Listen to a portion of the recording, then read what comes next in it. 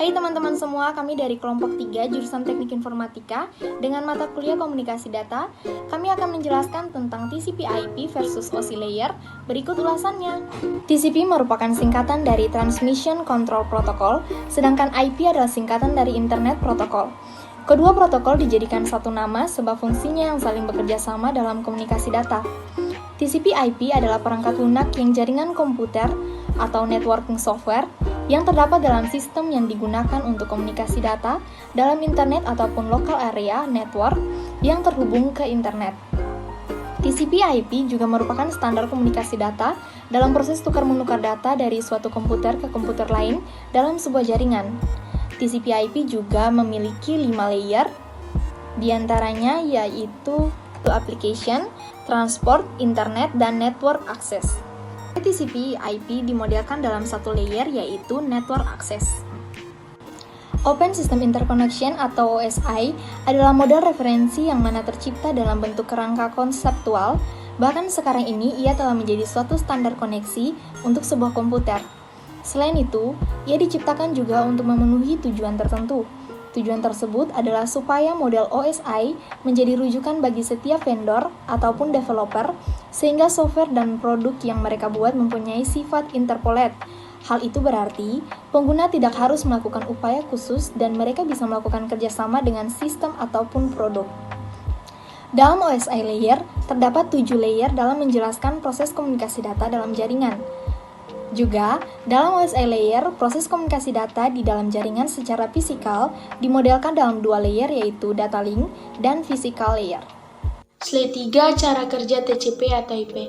Protokol TCP atau IP digunakan komputer untuk berkomunikasi melalui jaringan komputer.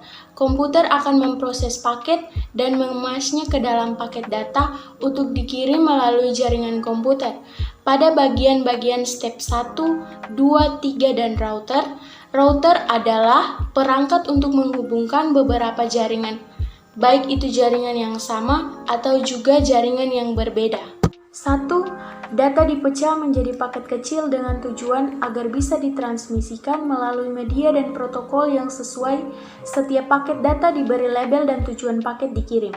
2. Paket-paket akan melewati router di dalam jaringan internet. Router bertugas untuk mengantar dan menentukan rute paket yang dikirimnya. Di dalam jaringan yang cukup besar, paket-paket akan melewati puluhan bahkan ratusan router terdekat sambil dicarikan jalan atau router yang pas. 3. Ketika paket sampai pada tujuan, protokol TCP atau IP akan bertugas sesuai di divisi atau layer masing-masing, dimulai dari layer paling bawah yang menerjemahkan sinyal atau isyarat logikal data dan diteruskan ke layer di atasnya untuk memastikan apakah paket sudah diterima apa belum disesuaikan dengan protokol TCP atau UPD. Jika protokol TCP maka ada bagian paket dari data yang hilang, maka akan meminta untuk dikirim ulang.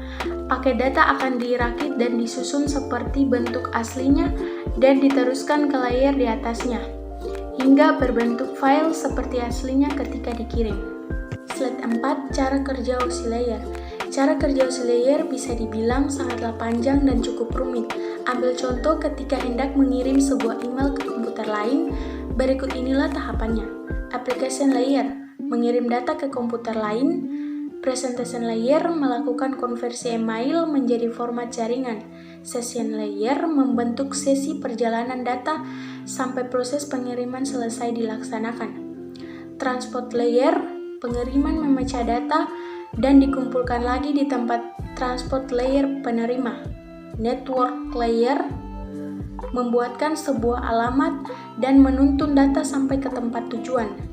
Data link layer, kemudian membentuk data menjadi frame dan juga alat fisik. Lalu, di physical layer, data akan dikirimkan lewat medium jaringan ke lapisan transport penerima. Setelahnya, alur berbalik dari physical layer ke application layer pada komputer penerima. Analogi cara kerja OSI layer.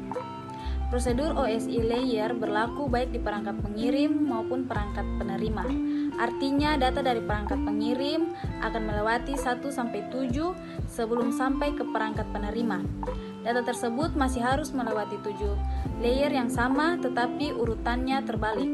Suatu ketika, Anda menggunakan aplikasi pengolah pesan untuk mengirim surel kepada adik.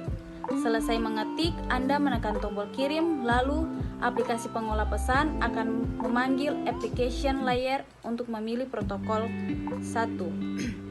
Untuk menyampaikan data, presentation layer terlebih dahulu menempatkan data dan meneruskannya ke session layer untuk memulai proses pengiriman. Kiriman diproses oleh transportation layer dalam bentuk segmen, kemudian dipecah lagi dalam potongan-potongan kecil pada network layer. Network layer menyampaikan adanya potongan-potongan data ke data link layer. Di data link layer ini, data tersebut masih akan dipecah-pecah kembali agar bisa dikirim melalui perangkat keras pada physical layer. Physical layer mengonversi data ke dalam bentuk bitstream, lalu diteruskan melalui media fisik seperti modem, kabel, fiber optik, atau perangkat konektivitas jaringan lainnya. Perangkat ini menerima paket bitstream data di alamat email adik Anda. Email kiriman Anda masih harus melewati 7 OSI layer lagi sebelum adik Anda dapat membacanya seperti biasa. Namun kali ini prosesnya berlangsung secara terbalik. Pertama, physical layer akan memproses bitstream menjadi data yang bisa disalurkan oleh data link. Data link kemudian akan menyusun kembali potongan-potongan data ke dalam paket untuk network layer. Network layer memprosesnya dalam bentuk segmen untuk disampaikan ke transportation layer, yang kemudian akan menggabungkan data sehingga utuh kembali. Data utuh tersebut masih mentah dan akan mengalir melewati session layer di jaringan komputer adik Anda. Session layer meneruskan presentation layer yang juga membersihkannya dari kompresi-kompresi. Selanjutnya, presentation layer menyampaikan ke application layer yang kemudian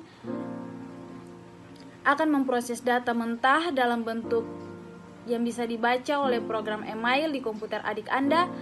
Adik Anda pun menerima surel tersebut sesuai dengan bentuk yang dikirimkan. OSI model memiliki 7 bagian.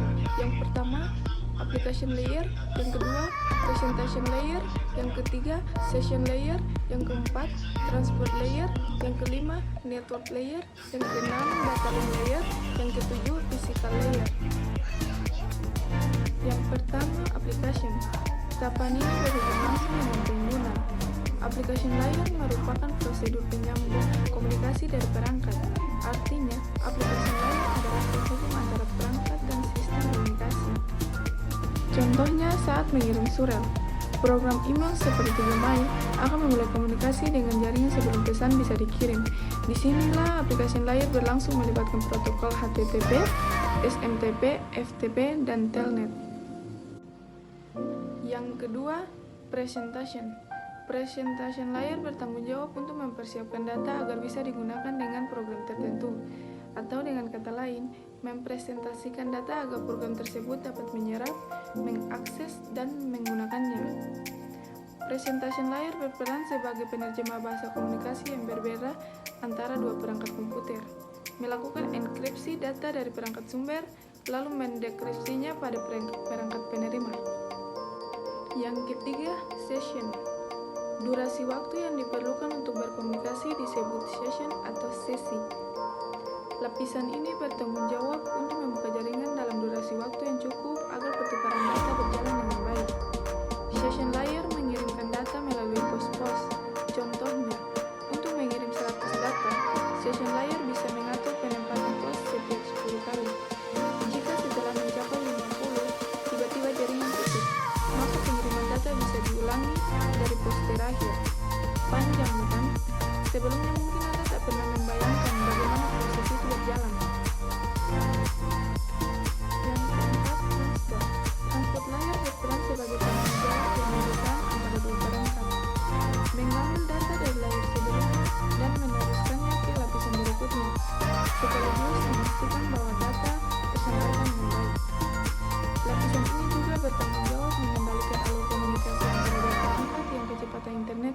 berbeda agar dapat saling mengoptimalkan. Juga memastikan data tersampaikan secara lengkap dan meminta kiriman ulang jika gagal. Yang kelima, network. Network berarti jaringan. Dalam hal ini, network layer bertugas untuk memberikan jalur sebagai fasilitas bagi proses pertukaran informasi antara dua jaringan berbeda. Network layer tidak diperlukan pada komunikasi perangkat di jaringan yang sama. Network layer mencari jalur komunikasi terbaik antar jaringan. Lapisan ini menyalurkan data kiriman dari perangkat sumber dengan cara membaginya dalam paket-paket kecil, lalu menyusunnya kembali ketika telah sampai pada perangkat penerima. Yang keenam, data link. Jika network layer adalah penyalur informasi antar jaringan, data link merupakan pemberi jalur komunikasi di dalam jaringan yang sama. Tugas-tugasnya sama dengan network layer dan transport layer, hanya saja internal dalam satu jaringan. Yang ketujuh, fisikal. Lapisan paling dasar dari ketujuh osi layer bertanggung jawab mentransmisikan data dalam bentuk bitstream. Physical layer mencakup segala piranti pertukaran informasi yang dimiliki oleh dua perangkat yang melakukannya, termasuk kabel dan tombol-tombol. Bitstream bisa dikatakan sebagai data unitary, bentuknya tak kasat mata dan berurutan melalui alur tertentu yang bisa ditransmisikan melalui media fisik. Contoh data digital seperti tegangan listrik, frekuensi radio, frekuensi internet, cahaya, dan lain-lain. Email yang Anda kirimkan bergerak melalui ketujuh lapisan osi layer di atas. Demikianlah paparan materi kami. Sekian dan terima kasih. Right there on top of the moon, we could sit and do nothing. I wish we were bold to just fly away. I don't wanna care. It's